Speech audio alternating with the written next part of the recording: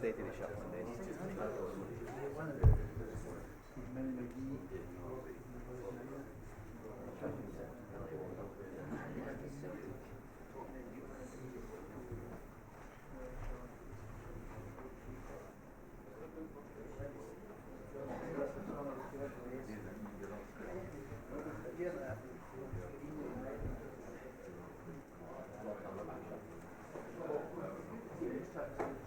Well, folks, welcome to the Members Club. As I've said outside the door, it is one of the most sought after hospitality suites, and it is bought on a season-to-season basis.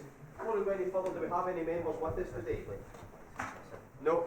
That means we can talk about them a wee bit more, that's fine.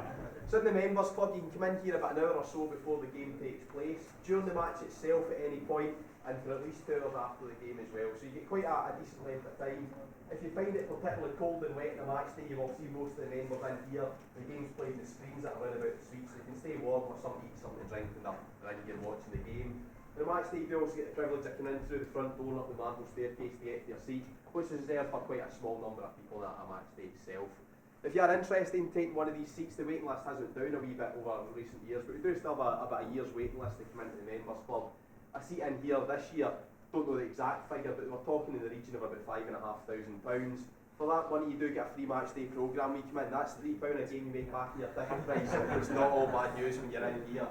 Champagne reception at the door, free buffet and a free bar, so depending how much you eat and drink, make your money back fairly quickly. Some members do see that as a bit of a personal challenge to make it back quicker than they did last year. Before anybody asks any awkward questions, there is a price menu at the bar. That is because the room is hired out for other functions as well. That's not for the members. They get their drink free of charge from around here. To give this room its full name, the Members Club Waddle Suite. A lot of the things you see in here are to do with Willie Waddle, either as a player, manager or director. One exception is the yellow top in the corner. That belongs to former Rangers and Scotland goalkeeper Bobby Brown, one of his own Scotland goalies tops. The other 3 jerseys do belong to Willie Waddle himself, dark blue Scotland, the light blue Rangers, and then the pink and yellow Scotland, who will change colours of the country. That's the horse racing colours of Lord Rosebery, a big Scotland supporter. They gave the team special permission to use the jockey's colours when they're playing teams like France, Italy, and he had to use their tops. Of all the pictures you see in this room, the 2 most prestigious are probably just over to the right hand side in the alcove. Nearest the bar itself is Willie Waddle, one of the world's great footballers, Pelé. Unfortunately, it wasn't signing talks, it was just a meeting he had with the player in Brazil and over in Europe playing some friendly games. And just next to that is Willie Waddle being presented to the Queen and Prince Philip. You get the chance, read the inscription underneath the one with the Queen in it. You see the guy that did the introductions at that meeting, he either had a good sense of humour or supported a different team. Probably a wee bit of both, but he told a white lie about Willie Waddle, and then he refused to shake the Queen's hand at the first time of asking. So if you want to look around about the room, folks, you can grab some pics of the bits and pieces. In a minute or two, we're going to take you around to the trophy room.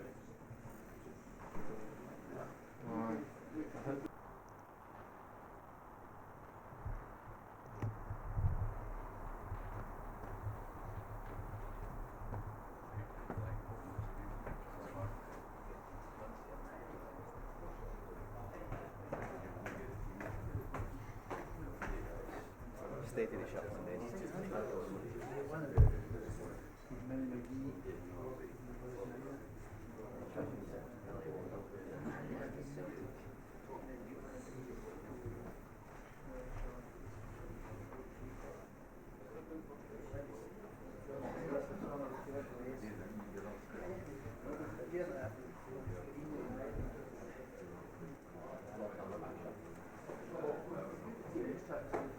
Well, folks, welcome to the Members Club. As I've said outside the door, it is one of the most sought after hospitality suites, and it is bought on a season-to-season basis.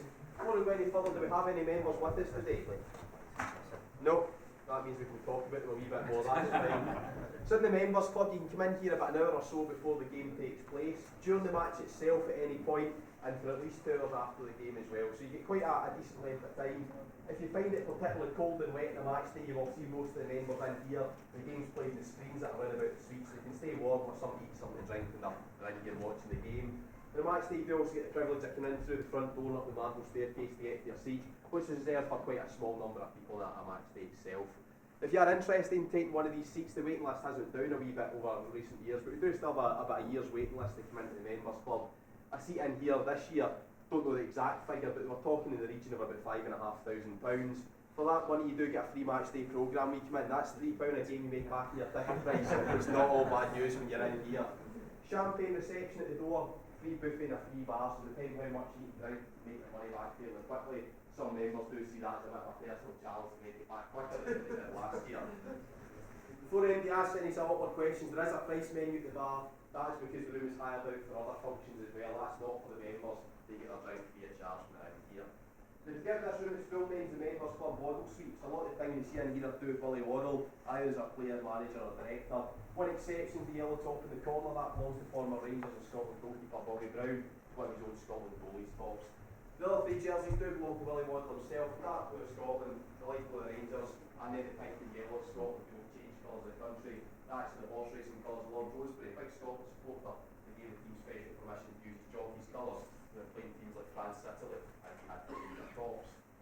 With all the pictures you see in this room, the two most prestigious are probably just over to the right hand side in the alcove. Nearest the bar itself is Willie Waddle, one of the world's great footballers, Pelé. Unfortunately, it wasn't signing talks, it was just a meeting he had with the player in Brazil and over in Europe playing some friendly games. And just next to that is Willie Waddle being presented to the Queen and Prince Philip. You get a chance, read the inscription underneath the one with the Queen in it. You see the guy that did the introductions at that meeting, he either had a good sense of humour or supported a different team. Probably a wee bit of both, but he told a white lie about Willie Waddle, and then he refused to shake the Queen's hand at the first time of asking.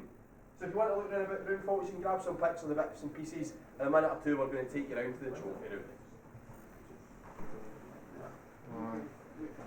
They'll be stopped, they'll be sent home and told to get changed, and they're not eligible for selection that day simply because they weren't properly dressed when they come in the first time. That's something a lot of people think is quite old-fashioned, quite harsh. It's not really happened a lot in recent times because players just sort of get on with it. The last man that was sent home for not being properly dressed was Stuart McCall. When he played here, he came in not properly dressed with no excuse. He was sent home. The police wouldn't really believe who he was when he came back to the stadium, and he wasn't allowed actually back into the front of the stadium for well into the first half. He would have been able to play that day, but he wouldn't have been picked anyway. So if you want to grab some pictures of the Hall of Fame or the paintings you've not already done, so feel free to get them just now. Our next stop's going to be the director's box. So once you're ready, if you want to start coming round this way, you're going to make your way through the door behind me and up into the director's box itself.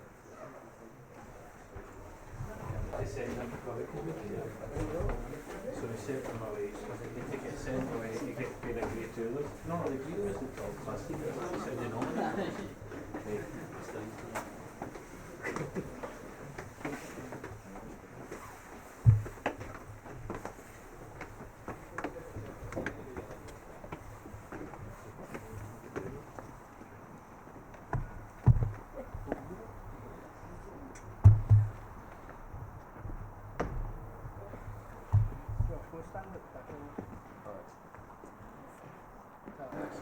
Well folks, welcome to the director's box. This is you right in the very heart of the main stand here. There's one level of seating above you, there's a level below you, and you're pretty much right in the halfway line where you're sitting in here. Just over 100 seats in our director's box, and usually it's pretty full on a match day. You get the Rangers directors, the visiting team get an allocation down here at the front, and after that there's invited guests to the club. And many famous people have taken up an invite to sit in here. Everybody from Margaret Thatcher to Frank Sinatra. Buffalo Bill the rodeo performer was here on more than one occasion. And more recently with likes of Biffy Clyro, Amy MacDonald, and a lot of the Team Scotland medalists from the Commonwealth Games last year have all been in the director's box at different times. As I say, it usually is quite busy, but some of these seats are reserved for special people. If they're sitting somewhere else or if they're not at the game, the seats usually left empty for them in case they were wanting to take it up at some later stage. As you up in the back row of the stairs there, the seat just behind you, that's the chairman's seat. Traditionally, Chairman of the Rangers will sit in that back corner, and the seat just next to it is reserved for 007. Sean Connery was friends with David Murray. When he came to football, that's where he sat. So we like to think James Bond's got a seat reserved for him at Ibrox should they wish to attend a Rangers game at any stage. Now the second back row on this side you'll see is much shorter than all the rest of them. There's only 3 seats there, and that's because it's reserved for the management team. Number 3, the one at the end, is the manager's seat. There's room just next to him for his assistant manager and his first team coach. Should these people be badly behaving the touchline, they're sent to the stand. That's where they'll have to go and sit. But there's usually somebody sitting in that row of seats. You can imagine from the touchline it can be difficult to see everything that happens in the park. So somebody there watching the game, the idea is they get a better idea of the shape of the team and phone down any messages they want to pass on to the dugout. There's a dedicated phone line from those seats down to the dugout. There's 36 of those. 4 of them are just above our heads. That blue bit coming off the club deck, top tier the main stand. There's a camera deck for that particular level. It's quite similar. This one there's no barriers in front, the seats move side to side. Apart from the height, there's one big difference with that one. When the bouncy happens in the club deck, it goes up and down the way about 2 feet. It's natural movement in the stadium. It was designed that way to sort of absorb the energy of the supporters. So with people just walking in and out and go up to 6 inches. If you're watching a game in the telly complaining about the quality of the camera, and please folks spare a thought for the guy that's strapped into his seat up there, because the stadium's going anywhere from 6 inches to 2 feet up down the way round about. They're looking across the pitch, you can see a couple of UV light things. That's a photosynthesis machine. It's effectively a big sunbed. It's artificial heat light onto the grass, helping it grow back, particularly during the winter months when we're not getting a lot of sunlight hitting it. We do need them all year round here at Ibrox, purely because of the roof of the club deck. When they put that up, we didn't realise how much the grass started to shade. So about a third of the pitch on this side doesn't really get any sunlight at all. So we've got enough of these lights to spread out, cover touchline to touchline, and the bit that doesn't get any sunlight makes the grass at this side grow at the same speed as the grass over there on the far side of the park. So if you want any pictures across the pitch, down here at the front's definitely the best place to get them from. Our next stop's going to be the Members Club. These are the Members Club seats just round about the Director's Box here. They're most sought after hospitality. You can't buy a seat in the Director's Box, that's by invitation only. You can get one of these ones just outside off. Your name put on it, you've got it for a full year, and you also get access to the Members Club that we're going to go into next. So when you're ready, once you get your photos, we want to start coming this way, we'll make our way down into the Members Club.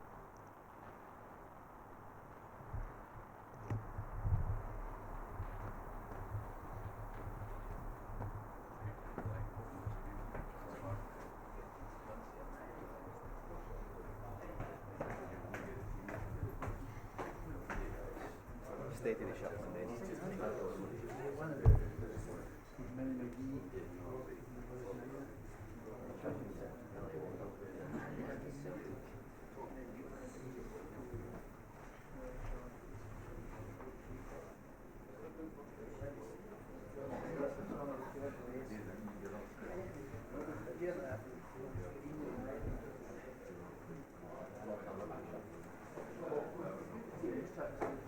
Well folks, welcome to the Members Club. As I was saying outside the door, it is one of the most sought after hospitality suites, and it is bought on a season to season basis. Before we go any further, do we have any members with us today? No?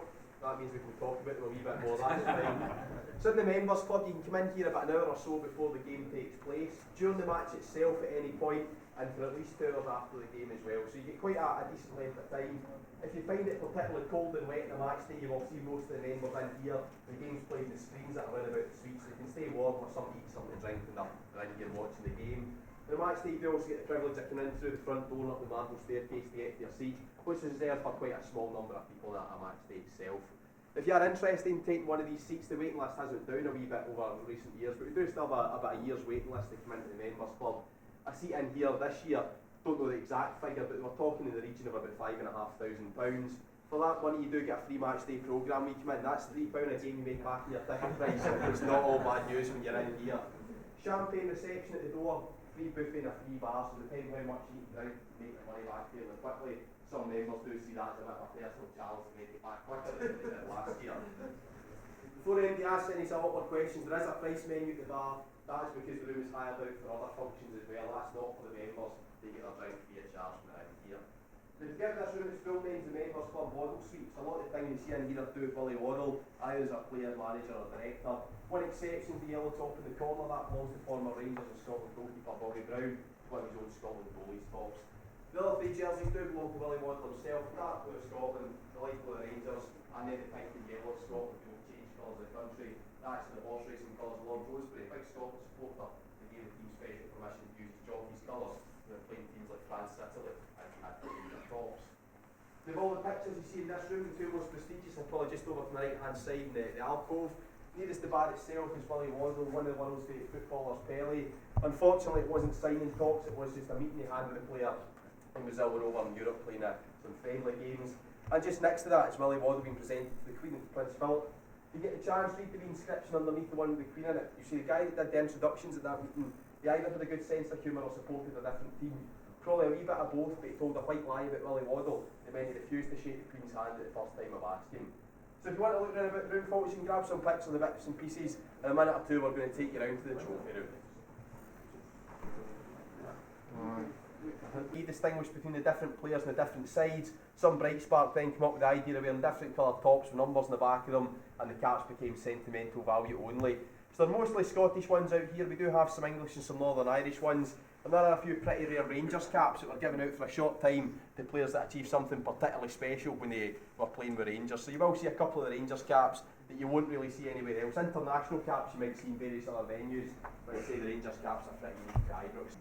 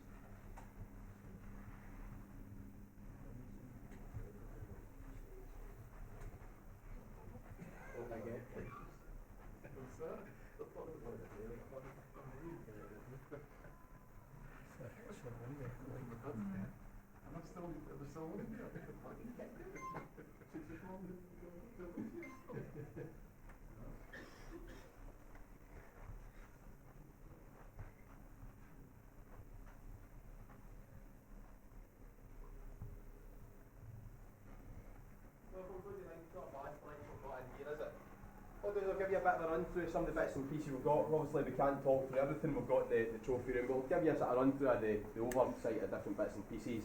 Starting down at this bottom wall, just because it's one of my personal favourites. Particularly special when you realise each one of those Scotland flags represents 1 year when Rangers were the top side of Scottish football. The big picture in the middle there, that's Mr Struth. He was responsible for a great number of those titles. And just at the bottom right hand corner of his picture frame, the flag there's a wee bit different from all the rest of them. That's got gold on it instead of white, and it was presented to Rangers for winning the league for the 50th time. At that time, a world first, there's only been one other team to reach that milestone, and that's Linfield over Northern Ireland. They're catching up on us a wee bit. They've got 51 league titles or 51 Irish leagues. So they aren't catching, as I say, but we've still got the world record of 54 domestic titles. Now the floor underneath Mr Struth's quite an unusual thing to see kept in a trophy room. That bike was given to us by San Etienne, we played against them in 1975. It just so happened at that time their owner also owned the Towns Bike Factory, and that was the gift they chose to give us when we played against them. You maybe know it's tradition for the two teams to swap gifts when they play in European football, or sort of one-off cup competitions, things like that. Most teams will give you maybe a vase or a bit of silverware, other teams will give you slightly more unique gifts, one example being the bike from San Etienne. Now in the wall facing me there's a complete set of Walter Smith's 9-in-a-row medals, along with pictures of each of the different teams that won each of those different leagues. The cabinet just in front of it is the Champions League cabinet, fairly self-explanatory. All those gifts came from the Champions League tournament. And then coming to this side, we'll get the other European cabinet, as we lovingly call it. See gifts from the Champions League, from the UEFA Cup, from European friendlies, and there are various exceptions to rule in here as well. The bottom of this case there's a golden boot, and that belongs to Chris Boyd. Chris got that for becoming the SPL's all-time top goal scorer. Just at the end of 2009, he scored 5 goals in the one match. That took him past Henrik Larsson's record. And at the next game, he was presented the Golden Boot to mark his achievement, as I say, become the top goal scorer in the league's history. And then coming up to this end of the case, something that's more Scottish football in history rather than Rangers football in history. We see the Scotland top that Jim Baxter wore on the occasion of Scotland becoming the unofficial champions of the world. In 1967 we beat England in Wembley. He did the keepy-uppies in the halfway line, and that is the top that he wore on that occasion. It's something that is very, very special, not only to Rangers but also to the whole of Scottish football in history. Now coming up to the other side of me, folks, is the testimonial and centenary cabinet. So that's got gifts from Rangers' 100th birthday and from to and from players when they play in their testimonial matches, but again, various exceptions to the rule in this case as well. Down at this bottom end you'll see a couple of small trophies that are bust of the Rangers shirt, and that's the trophies that players get when they're inducted into the Hall of Fame here at Ibrox. And between them you see the Sam English Rose Bowl, made to commemorate Sam English, one of the club's great strikers. He scored 44 goals in 35 league games, more than one a match in the 1931-32 season. It's the best return we've had from any striker in the league. Made to commemorate, as I say, so there's 44 silver balls in there, one for each of the goals that he scored. It does double up as a trophy though. It's presented every year at the Player of the Year Awards. The top goal scorer at the club is presented the Sam English Rose Bowl. Because his picture taken with it, it comes back here and it's another wee trophy to take home for his personal collection. Now the big set of medals towards the middle of this case, those belong to Richard Gough. It's almost a complete set of his medals. You might notice that there's one missing from the bottom row, and that's because it's an FA Cup runners-up medal. It had absolutely nothing to do with Rangers. He won it when he was playing with Tottenham Hotspur. We only had it because we had his full set. When Tottenham opened up their museum, they asked him for a bit of memorabilia. He decided to take this medal from here and hand it in down south. It makes more sense for it to be down there. As I say, it is almost a complete set of all these medals. And at the top end of this case, there's another golden boot, and that one belongs to Ali McCoist. It's one of his two for being Europe's top goal scorer, with the other one being kept at the National Museum of Football at Hampden Stadium. As we move across to the other side of the room, that's the real trophy cabinet here in the trophy room. The one right in the very middle with red, white and blue ribbons on it is the League One, the old Division 2 title that Rangers picked up at the end of last season. And then coming down to the right hand side as I'm looking at it is the European Cup Winners' Cup from 1972. The very end of this case, looking sort of down the room towards the right hand side, you'll see the SFA Youth Cup. Highlights that this room isn't just for the first team. Any youth teams can get their trophies put in the trophy room at Ibrox, but you do tend to find that many of the youth teams keep their trophies at Murray Park. It's easier for the teams to see them there, get their friends or their family in to see them, but if they want, they can get their trophies displayed here in the trophy room within the main stand at Ibrox. Now one of the most special trophies you'll see in there, in fact the oldest trophy you'll see in this trophy room, is a small goblet just next to the number 9. The number 9 was for 9 in a row, and you'll see a small goblet just to the right hand side of that. That was won by Moses McNeil. When he entered the Gaelic Sports half-mile race, he put his running team as Rangers Football Club. When he won the race in a roundabout sort of way, that was the first trophy that Rangers had ever won, a few years before he then on to win the Glasgow Charity Cup. So who was to know was to go from that very first trophy to become, as I say, one of the most successful sporting institutions in the world. Now if we move up towards the top end of the room, we've got a lot of European gifts again in the top couple of cases, mostly Bazzies at this side of the room. Over on that side, a lot of glassware and crystal, quite a difficult gift to get from top when we play against them in Europe. I think the most impressive thing you see in this case is the view of Walter Smith, you can see looking down the room. That 3D picture of Walter was given to him with the Orlando Rangers supporters club and the reason for him retired to the club for the second time. As I say, it is a 3D picture, if you look at it from the different sides, you do still see the 3D picture of Walter. That's why I think it's the most impressive. And just round the corner is an image of Bill Foot. So arguably, the club two biggest managers sit together here in this cabinet, even if it's not Europe itself. No, the other side again, a lot of vases in there, mostly ceramics. There's one that's not, and it's the black vase at the top end. That's a lump of coal given to the Capinucci, quite a big mining area in Poland. We polished it and engraved it, hollowed it out, and used it to play against the European football. Probably the most treasured gift you'll see in this case is the League Cup. It's a three-handled cup next to the certificate of light on the frame. That was given to us as Francis Joseph, the chairman of Stoke. He Rangers as a thank you credit for playing the benefit match for all this Colliery disaster. He was the man that got those cups made. There was only 30 of them made, then they broke the mould, and we're not entirely sure how many are left in existence. We know that five rooms still one. There's one at Hampden, there's one at Chelsea, there's one at St George's Park in English, there's one at Cambridge, there's one at Cambridge National Museum in London. We don't know really who That's the main thing, isn't it? Cabinet outside of those 5 places. The same was given to the chairman of Stoke. It did come with conditions from him. He said that Rangers had to use their cup.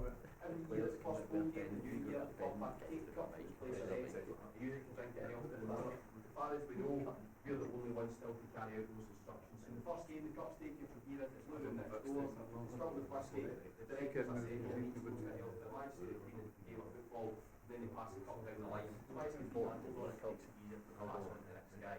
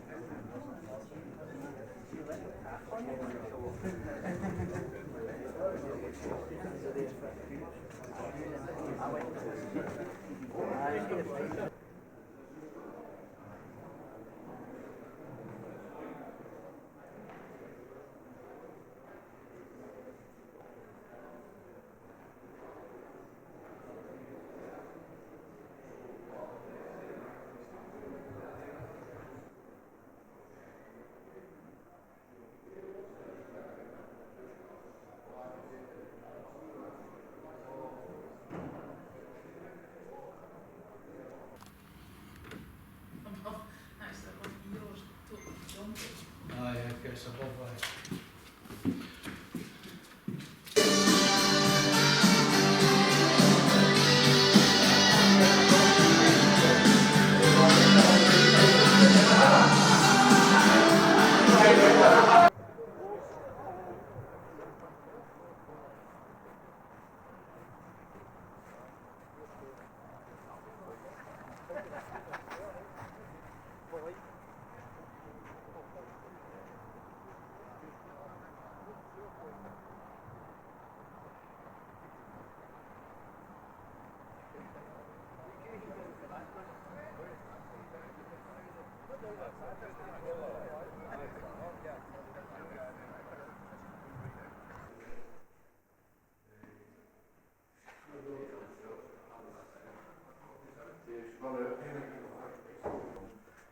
Thank you very much for that. See you later. Cheers.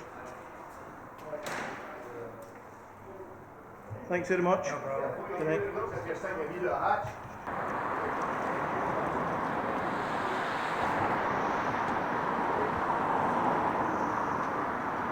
Sun's going down at Ibrox after a great Founders Trail and Ibrox Tour. And hopefully, under the auspice of Dave King, we will be back. The mighty Glasgow Rangers.